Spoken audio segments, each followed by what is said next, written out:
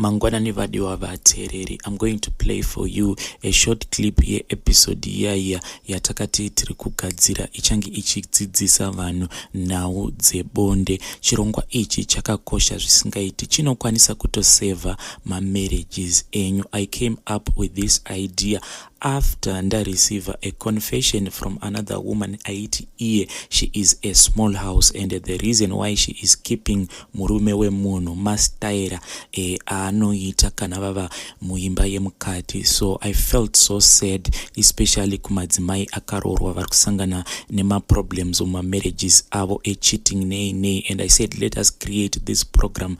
Saka especially kana uri munhukadzi, don't just sit, go in the comment section, ndaisa link, read this program, go and listen.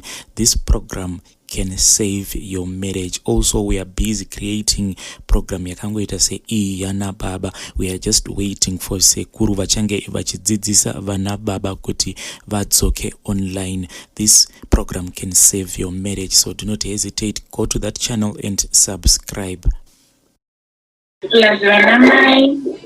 Feel free kana muri mudzimba dzenyu kumbotangawo baba, ndine jinja nemi nhasi, imbondipaiwo, ndiri kuda nezvenyu mhofu, ndiri kuda nezvenyu mukanya, ndiri kuda nezvenyu murewa.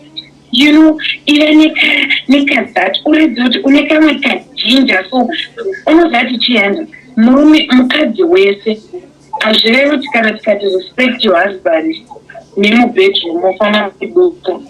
You have to go wild.